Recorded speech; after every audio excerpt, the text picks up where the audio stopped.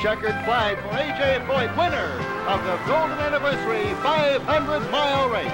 AJ Foyt, with the right hand up in the air, waving to the crowd, the winner of the 1964 500-mile race. The checkered flag is out. AJ's hand in the air. He is the winner.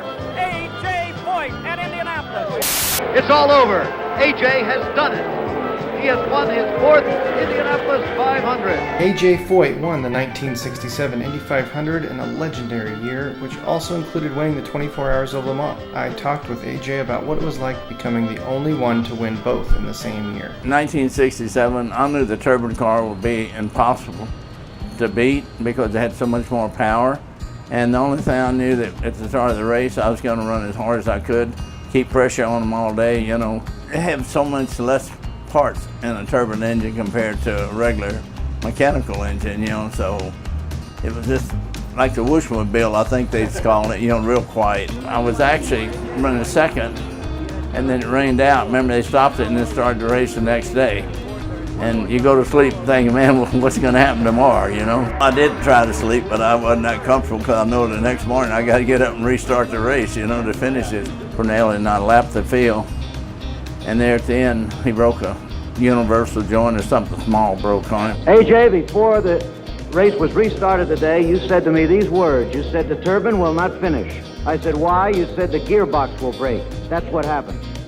Well, I said, you know, we was talking about the gearbox. I figured it'd go 100 laps, but after it went past 100 laps, it looked kind of hopeless.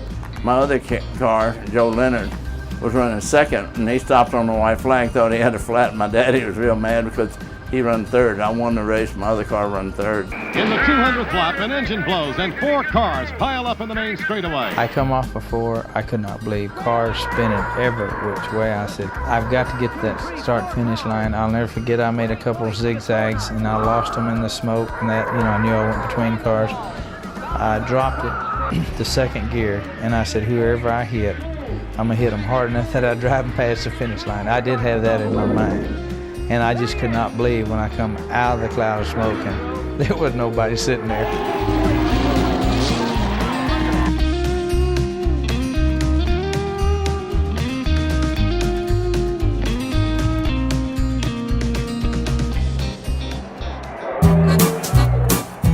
And the word on the accident, by the way, is that nobody was hurt. Talk about the thrill of victory and the agony of defeat. That was unbelievable. I've never been to Le Mans, and Gurney and Carol Shelby lived in Dallas, Texas, up here where we are today. They wanted me to be a co-driver with him, and I went over there as a rookie, and we led it almost all the way. And it was a great victory, and they keep inviting me back. I said, I went over as a rookie, we won the race, I have no reason to go back. It's so much different now. I said, the cars are air conditioned. Back then, Gurney and I was just only 2. They got 3 to 4 drivers. They all got special seats. And the car we won with, you can take it over and outrun them today. Mulsanne Strait, they slowed way down. They took the White House Bridge out. They took the underpass out. That was all manual. One of the boys asked me and said, what about y'all's air conditioning? I said, that little window about 4x4 on the side, that was it would open. That was our air conditioning. They had no guardrails or nothing down Mulsanne Street. And actually, a lot of people would cross in front of you. I mean, walk across. And all we had was a bunch of trees, and they whitewashed the trees about 7 feet. And I kept saying, boy, if you go off there, you can forget it. You come home in a box. You wouldn't come out alive. Probably after about 20 hours, I run up a bunch on the Renaults, and it was a turn you went through about 200, 220 miles an hour. And they was all lined up, and I like to scatter them all. I got stopped, I don't know how, but I come in, I over-ribbed the engine. I told Ford and them, I said, I over-ribbed it bad trying to stop, but I had no other choice. Either that or I was going to take a bunch of us out, so lucky enough I missed them all. I want to give a big thank you to AJ for taking the time to sit down with me, and also everybody at AJ Foyt Racing for making me feel so welcome.